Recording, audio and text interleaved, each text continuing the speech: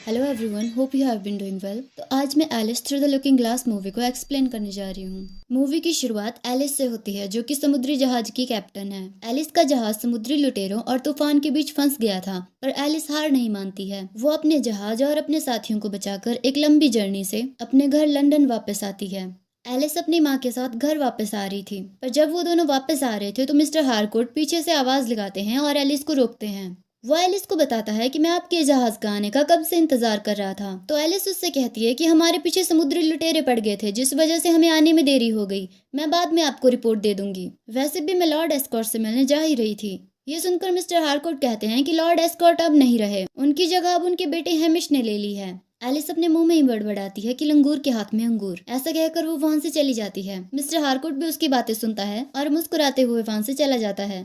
घर पहुंचने पर एलिस की माँ बताती है कि आज रात हेमिश की बिजनेस पार्टी है। तो एलिस कहती है कि हमें भी वहां पर जाना चाहिए। ये सुनकर उसकी माँ उसे बताती है कि हमें इनविटेशन नहीं मिला है, शायद हमारा इनविटेशन रास्ते में ही खो गया होगा। तो एलिस कहती है कि हमें इनविटेशन की जरूरत नहीं है, वैसे भी मेरे पास हेमिश के लिए बिजनेस ऑफर है। तो उसकी माँ उससे पूछती है कि तुम वापस जाना चाहती हो, तुम अभी अभी तो वापस आई हो। एलिस कहती है कि छोटी सी ट्रिप है, मैं फिर से वापस आ जाऊंगी। रात को एलिस और उसकी माँ हेमिश की बिजनेस पार्टी अटेंड करने के लिए जाती है। पार्टी में एलिस और उसकी माँ को मिस्टर हारकोर्ट मिलते हैं। मिस्टर हारकोर्ट एलिस से पूछते हैं कि आप यहाँ पर क्या कर रही हो। तो एलिस उसे बताती है कि मुझे लॉर्ड एस्कॉर्ट को रिपोर्ट देनी थी, इसलिए मैं यहाँ पर आई हूँ। ये सुनकर मिस्टर हारकोर्ट एलिस को हेमिश से मिलवाने ले जाते हैं। हेमिश एलिस को देखकर कहता है कि मुझे तो लगा तुम और मेरा जहाज दोनों डूब गए हैं, पर तुम वापस आ गई। पर एलिस कहती है कि वो मेरा जहाज है हेमिश। ये सुनकर अलेक्जेंड्रा कहती है कि तुम्हें मेरे पति को लॉर्ड एस्कॉर्ट कहकर बुलाना चाहिए, और वैसे भी तुम हमारी पार्टी में बिना बुलाए आ गई हो। फिर हेमिश कहता है कि ये मेरी पत्नी अलेक्जेंड्रा है, मालिका है एस्कॉर्ट। फिर एलिस हेमिश से कहती है कि मैं आपको सिर्फ अपनी ट्रिप की रिपोर्ट देने के लिए आई थी। ये सुनकर हेमिश मिस्टर हारकोर्ट और एलिस को अपने साथ आने के लिए कहता है। हेमिश एलिस को बोर्ड के मेंबर से मिलवाने के लिए ले जाता है। जब एलिस उन्हें अपने बिजनेस प्रपोजल देने लगती है तो हेमिश उसे रोक देता है और कहता है कि अब तुम्हारा जहाज कहीं पर भी नहीं जाएगा। अगर तुम चाहो तो मेरे पास एक प्यून की जॉब खाली है, तुम उस प्यून की पोस्ट को एक्सेप्ट कर सकती हो। ये सुनकर एलिस कहती है कि मुझे पता है कि तुम ये सब कुछ क्यों कर रहे हो, क्योंकि मैंने तुमसे शादी करने के लिए मना कर दिया था, इसीलिए। पर हेमिश कहता है कि मैं तो तुम्हें फिर भी प्यून की नौकरी ऑफर कर रहा हूँ, वरना औरतों को पूछता ही कौन है। ये सुनकर बोर्ड के मेंबर्स हंसने लगते हैं और हेमिश भी उनके साथ हंसने लगता है। उसकी बातें सुनकर एलिस कहती है कि मेरा इस कंपनी में 10% हिस्सा है, जो तुम्हारे पापा ने मेरे नाम पर किया था। पर हेमिश कहता है कि जब तुम यहाँ पर नहीं थी तो तुम्हारे घर की हालत बहुत खराब थी, और तुम्हारी माँ ने अपने घर के बदले वो 10% हिस्सा मुझे बेच दिया था। एलिस उसकी बातें सुनकर हैरान हो जाती है। वो कहती है कि हमारा घर। हेमिश फिर से कहता है कि तुम्हारा वही घर जिसके बदले तुम्हें अपना जहाज देना पड़ेगा। एलिस कहती है कि वो मेरे पापा का जहाज है, पर हेमिश कहता है कि अगर तुम वो जहाज मुझे नहीं दोगी तो तुम्हारे पास तुम्हारा घर भी नहीं रहेगा, और हाँ, तुम मंडे से अपने प्यून की नौकरी करने के लिए आ सकती हो। ये सुनकर एलिस उदास हो जाती है। तभी उसकी माँ भी वहाँ पर आ जाती है। एलिस की माँ कहती है कि तुम कैप्टन बनकर क्या उखाड़ लोगी, तुम्हें शादी कर लेनी चाहिए, तुम अपना घर कब बसाओगी। एलिस कहती है कि अगर ये सब ही करना था तो आपने बचपन में मुझे क्यों सिखाया कि लड़कियां सब कुछ कर सकती है। उसकी माँ कहती है कि वो बचपन की बातें थी। एलिस एक जगह पर बैठती है और कहती है कि मैं अपना जहाज उन्हें बेचकर एक प्यून की नौकरी करूं, सिर्फ इसलिए क्योंकि मैं लड़की हूँ।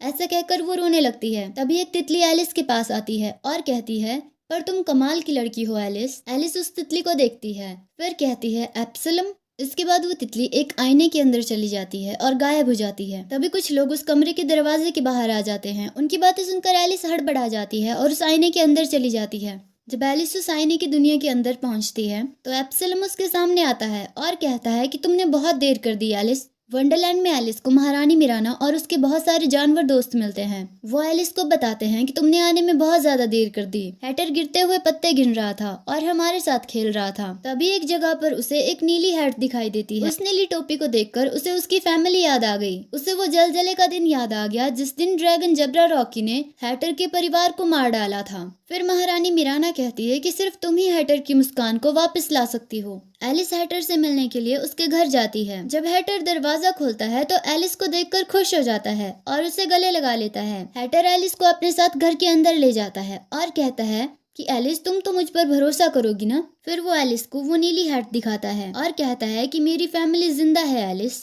हैटर कहता है कि मुझे लगा कि ये हैट कई साल पहले फेंक दी गई थी, पर ये हैट अभी भी सही सलामत है। अगर ये हैट सही सलामत है तो इसका मतलब है मेरी फैमिली भी सही सलामत है। पर एलिस उससे कहती है कि तुम्हारी फैमिली तो मर चुकी है। एलिस की बातें सुनकर हैटर उससे पूछता है कि तुम मुझ पर भरोसा करती हो ना एलिस? पर एलिस कहती है कि मैं तुम्हारी बातों पर कैसे भरोसा करूं, तुमने ही तो मुझसे कहा था कि तुम्हारी फैमिली मर चुकी है। हैटर कहता है कि तुम मेरी फैमिली को वापस ला सकती हो एलिस, पर एलिस कहती है कि मैं उन्हें वापस नहीं ला सकती हूँ, ये नामुमकिन है।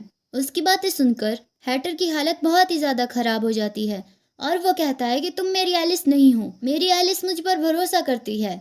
ऐसे कहकर वो एलिस को घर से बाहर निकाल देता है। एलिस दौड़कर मिराना और अपने बाकी साथियों के पास जाती है और उन्हें बताती है कि हैटर की हालत बहुत खराब है, मुझे डर है कि वो कहीं मर न जाए। उसने कहा अगर उसे ठीक करना है तो उसकी फैमिली को वापस लाना होगा।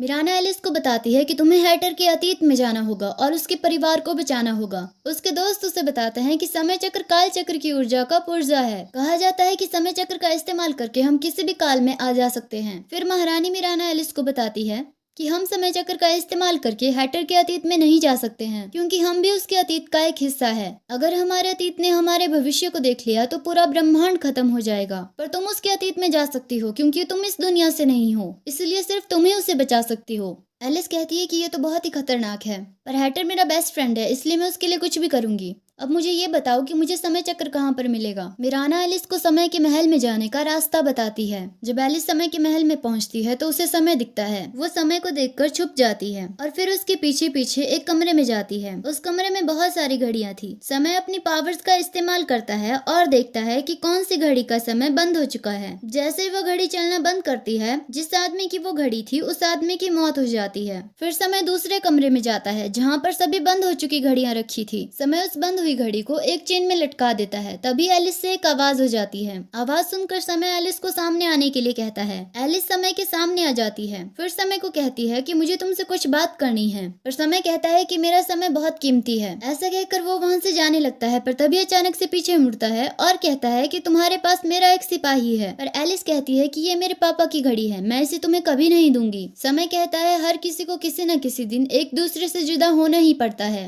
एक सेकंड एलिस के नजदीक आता है तो समय एलिस को बताता है कि ये एक सेकंड है।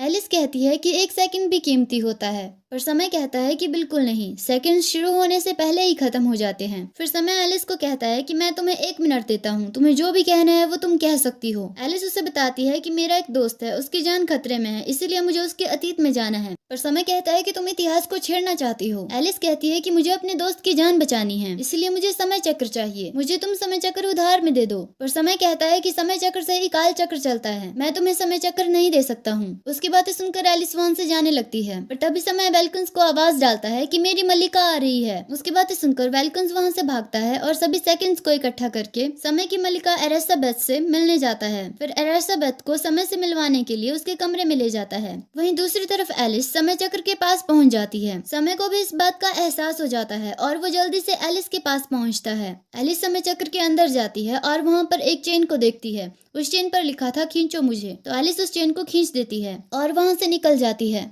समय वेलकन्स से कहता है कि किस बेवकूफ ने उस चेन पर खींचो मुझे लिखा था। वेलकन्स कहता है कि आपने हुजूर। समय कहता है कि अपनी गलती मानने के लिए शुक्रिया। एलिस कहती है कि ये समय चक्र तो मेरे जहाज जैसा ही है, पर तभी समय उसके पीछे पीछे आ जाता है। पर क्योंकि अब काल चक्र समय चक्र के बिना ठीक ढंग से नहीं चल रहा था, इसीलिए समय की ताकत अब कम हो चुकी थी, इसलिए समय एलिस तक नहीं पहुंच पाता है और एलिस हैटर के अतीत में पहुंच जाती है। एलिस को बाजार में हैटर दिखता है तो वो हैटर को देखकर गले लगा लेती है। तो हैटर उससे पूछता है कि क्या मैं तुम्हें जानता हूँ? तो एलिस उससे कहती है कि हम बचपन में मिले थे जब मैं बहुत छोटी थी। तो हैटर उससे कहता है कि अफसोस की बात है पर मुझे कुछ याद नहीं है। तो एलिस उससे कहती है कि हम अभी नहीं मिले हैं, जब तुम कुछ और बड़े हो जाओगे तब हम मिलेंगे। तो हैटर उससे कहता है इसका मतलब है जब तुम छोटी और मैं बड़ा हो जाऊंगा तब हम मिलेंगे। क्या तुम्हारे दिमाग का ऊपर वाला फ्लोर खाली है? एलिस कहती है मुझे पता है कि कुछ सेंस नहीं बन रही है पर यह सच है। हैटर कहता है एलिस लगता है तुम्हारी टाइमिंग बिगड़ गई है। पर एलिस कहती है नहीं, बिगड़ा तो टाइम मुझसे है और थोड़ा नाराज भी है और गुस्से में भी। हैटर और एलिस महल में आते हैं जहाँ पर एलिजाबेथ की ताजपोशी हो रही थी। हैटर के पापा एलिजाबेथ को ताज पहनाने की कोशिश करते हैं पर ताज एलिजाबेथ के सिर पर फिट नहीं हो रहा था।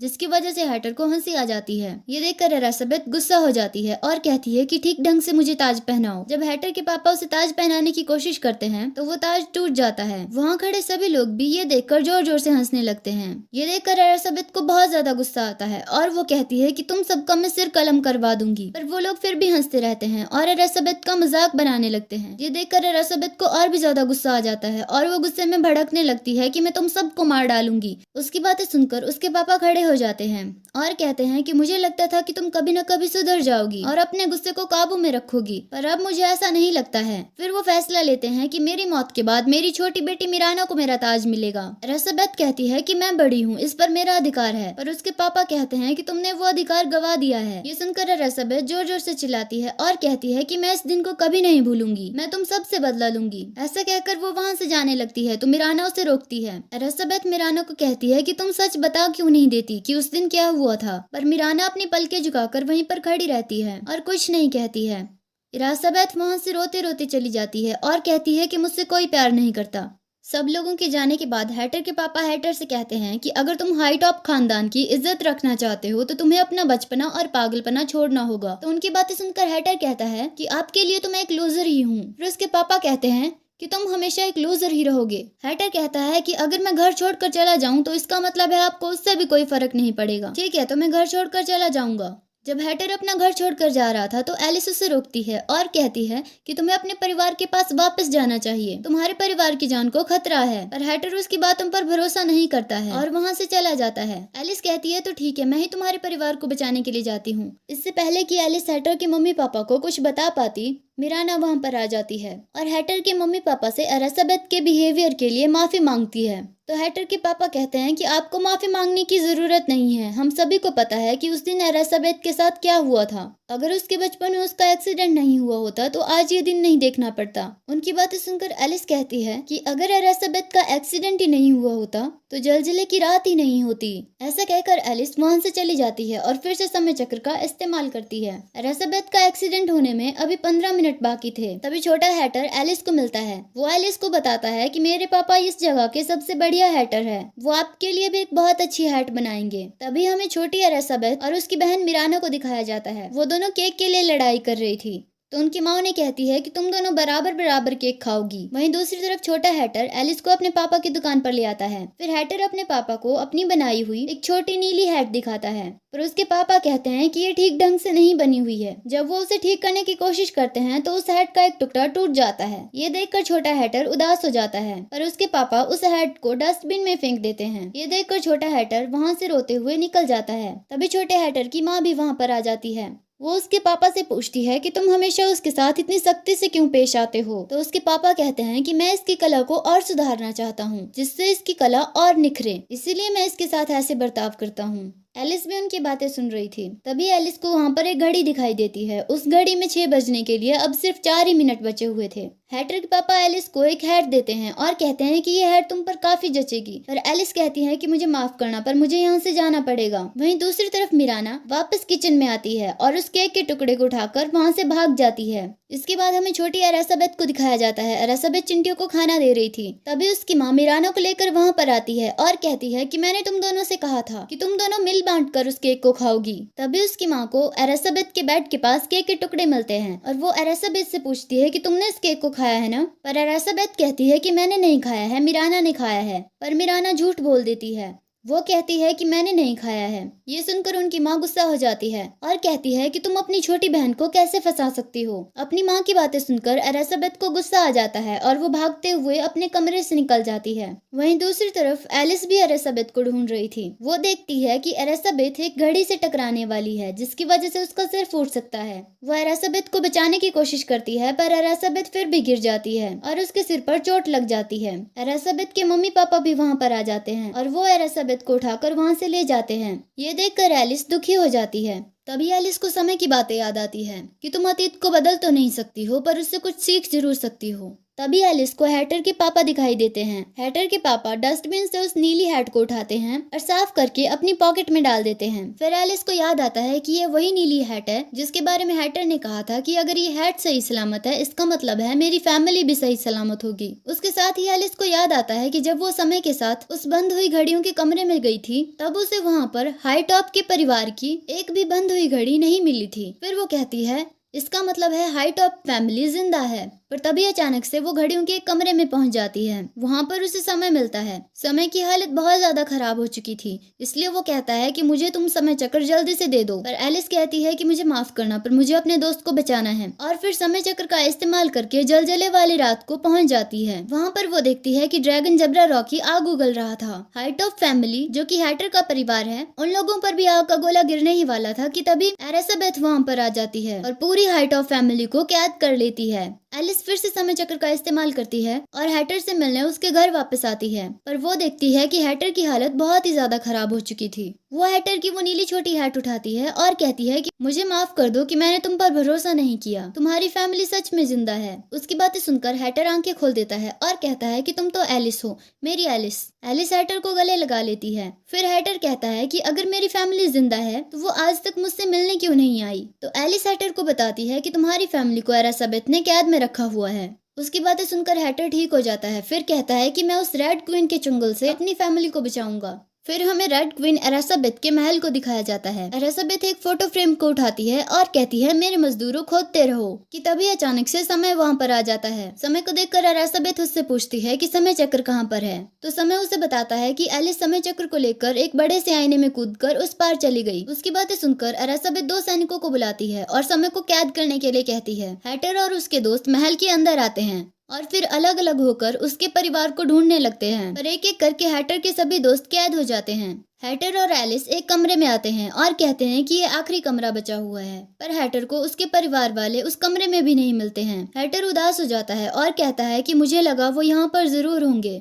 तभी अचानक से हैटर को एक फोटो फ्रेम दिखाई देती है। उस फोटो फ्रेम में एक हैट ड्रॉ की हुई थी। ये देखकर हैटर उस फोटो फ्रेम के नजदीक जाता है और उसे उठाता है। तभी उसे अपना परिवार उस फोटो फ्रेम के अंदर दिखाई देता है। अपने परिवार को देखकर हैटर कहता है कि आप सब जिंदा हो, निक्के निक्के हो पर ठीक ही हो। पर तभी अचानक से एलिजाबेथ सैनिकों के साथ वहां पर आ जाती है। वो सैनिक एलिस से समय चक्र छुड़ा लेते हैं। फिर एलिजाबेथ मिराना को अपने साथ अतीत में ले जाती है। जैसे ही एलिजाबेथ वहां से जाती है समय की हालत और भी ज्यादा खराब हो जाती है। वहीं दूसरी तरफ वेल्कन्स बिना समय चक्र के काल चक्र को चलाने का उपाय ढूंढने लगता है। तभी उसे एक उपाय मिलता है और वो सभी सेकंड्स को जुड़ने के लिए कहता है। वो सभी सेकंड्स मिलकर काल चक्र को चलाते हैं, जिसकी वजह से समय की हालत फिर से थोड़ी ठीक हो जाती है। तभी एक सब्जी सेविका वहाँ पर आकर एलिस और उसके साथियों को आजाद कर देती है। एलिस कहती है कि ये सब मेरी ही गलती है, मैंने ही समय चक्र चुराया था, ये सब कुछ मेरी वजह से ही हो रहा है। तभी समय एलिस से कहता है कि हमारे पास समय बहुत कम है। फिर एलिस अपने साथियों को कहती है कि तुम समय को लेकर घंटा घर जाओ। मैं और हैटर एलिजाबेथ से समय चक्र लेकर वापस आते हैं। वहीं दूसरी तरफ एलिजाबेथ मिराना को लेकर अपने अतीत में पहुंच गई थी। उस वक्त उनकी माँ छोटी मिराना से पूछ रही थी कि क्या तुमने केक को खाया है। वहीं बाहर बड़ी एलिजाबेथ बड़ी मिराना से पूछती है कि तुमने केक को खाया है। पर दोनों छोटी और बड़ी मिराना एक साथ झूठ बोल देती है कि मैंने नहीं खाया है। ये सुनकर एलिजाबेथ को गुस्सा आ जाता है और बड़ी एलिजाबेथ अपनी माँ के सामने आ जाती है। क्योंकि एलिजाबेथ का अतीत उसके भविष्य को देख लेता है, इसीलिए सब कुछ नष्ट होना शुरू हो जाता है। एलिजाबेथ से समय चक्र छूटकर जमीन पर गिर गया था। तभी हैटर और एलिस समय की गाड़ी लेकर वहाँ पर आ जाते हैं। एलिस समय चक्र को उठाती है और फिर उसका इस्तेमाल करके काल चक्र तक पहुँचने की कोशिश करती है। धीरे धीरे पूरा ब्रह्मांड नष्ट हो रहा था। तभी वेल्कन समय के पास आता है और कहता है कि उससे नहीं हो पाएगा, आपको ही एलिस की मदद करनी पड़ेगी। समय अपनी थोड़ी सी बची हुई ताकत का इस्तेमाल करके समय को थोड़ा स्लो करता है ताकि एलिस काल चक्र तक पहुंच पाए। पर अपनी ताकत का इस्तेमाल करने के बाद समय और वेल्कन्स भी मूर्ति बन जाते हैं। जब एलिस समय चक्र को काल चक्र के ऊपर रखने वाली थी तब वो भी मूर्ति बन जाती है। फिर तभी काल चक्र और समय चक्र की ऊर्जा एक दूसरे से टकराती है और समय चक्र जाकर काल चक्र से जुड़ जाता है, जिसकी वजह से सब कुछ ठीक हो जाता है। सब कुछ ठीक होने पर एलिस समय के पास जाती है और उससे पूछती है कि क्या तुम ठीक हो। पर समय खड़ा होकर वेल्कन को आवाज लगाना शुरू कर देता है। फिर देखता है कि वेल्कन उसके पास ही खड़ा हुआ था। समय वेल्कन को बताता है कि अब टिकटिकाना शुरू करो, समय व्यर्थ मत करो। ऐसा कहकर समय वहाँ से चला जाता है। मिराना एलिजाबेथ से माफी मांगती है। एलिजाबेथ रोते हुए कहती है कि यह सब कुछ तुम्हारी वजह से हुआ है, मिराना उससे फिर से माफी मांगती है। वो कहती है कि मैंने केक खाया था और मैंने झूठ बोल दिया। अगर मैंने सच सच बोल दिया होता तो ये सब कुछ नहीं हुआ होता। एलिजाबेथ उससे कहती है कि मैं तुमसे यही सुनना चाहती थी। एलिजाबेथ मिराना को माफ कर देती है। मिराना हैटर के परिवार को फिर से बड़ा कर देती है। हैटर अपने परिवार को देखकर खुश हो जाता है और उन सबसे गले मिलता है। एलिस समय से मिलने जाती है और उससे माफी मांगती है। वो कहती है कि तुमने मुझे समझाने की कोशिश की थी पर मैंने तुम्हारी बात नहीं मानी। मुझे हमेशा लगता था कि समय एक छलिया है जो मुझसे हमेशा मेरी प्यारी चीज छीन लेता है, पर अब मुझे समझ आया कि हर घड़ी एक तोहफा है। ये कहकर वो अपने पापा की घड़ी समय की तरफ बढ़ाती है। समय उससे पूछता है कि तुम चाहती हो कि मैं तुम्हारे पापा की घड़ी को ठीक करूं, पर एलिस कहती है कि नहीं, मैं तुम्हें ये घड़ी दे रही हूँ। मेरे पापा हमेशा कहते थे कि अपनों को समय देना चाहिए। अगर वो जिंदा होते तो तुम दोनों की काफी जमती। समय उस घड़ी को ले लेता है। एलिस हैटर से गले मिलती है और फिर अपने सभी दोस्तों को गुड बाय कहकर आईने के अंदर चली जाती है। वहीं दूसरी तरफ हमें एलिस की माँ को दिखाया जाता है। हैमिश एलिस की माँ को कहता है कि अब ये जहाज मेरे नाम पर कर दो। तभी एलिस वहाँ पर आ जाती है। एलिस को देखकर हैमिश कहता है कि तुम यहाँ पर कहाँ से टपकी। फिर एलिस अपनी माँ से कहती है कि आप साइन कर दीजिए। उसकी माँ कहती है कि ये तुम्हारे पापा की आखिरी निशानी है जो तुम्हें बहुत प्यारी है, पर वो अपनी माँ से कहती है कि आप मुझे इससे ज्यादा प्यारे हो। ये सिर्फ एक जहाज ही तो है, हम नया खरीद लेंगे। ये सुनकर उसकी माँ खुश हो जाती है, पर तभी हैमिश कहता है कि ये बिल्कुल सही कह रही है और हाँ, तुम कल से अपनी प्यून की नौकरी करने के लिए ऑफिस आ सकती हो। ऐसा कहकर हैमिश हंसने लगता है। ये सुनकर एलिस दुखी हो जाती है और एलिस की माँ को गुस्सा आ जाता है। वो कहती है कि मुझे नहीं पता था कि तुम इतना गिर सकते हो हैमिश। ऐसा कहकर वो प्रॉपर्टी के पेपर्स फाड़ देती है और कहती है कि एलिस अपनी मर्जी की मालिक है हैमिश, और मैं भी। फिर हमें दिखाया जाता है कि एलिस और उसकी माँ अपनी एक नई कंपनी खोलते हैं। एलिस की माँ उससे कहती है कि अब हम औरतें हैमिश को बताएंगे कि बिजनेस कैसे करते हैं। तभी मिस्टर हार्डकोर्ट भी वहाँ पर आ जाते हैं। वो कहता है कि captain Alice, Kingsley and Kingsley company की ये पहली यात्रा है, तो क्या हम चलें? एलिस की माँ कहती है कि समय किसी के लिए नहीं रुकता है मिस्टर हार्डकोर्ट। फिर एलिस कहती है कि इसीलिए हमें चलना चाहिए। ऐसा कहकर वो तीनों जहाज पर चढ़ते हैं और इसी के साथ मूवी खत्म हो जाती है।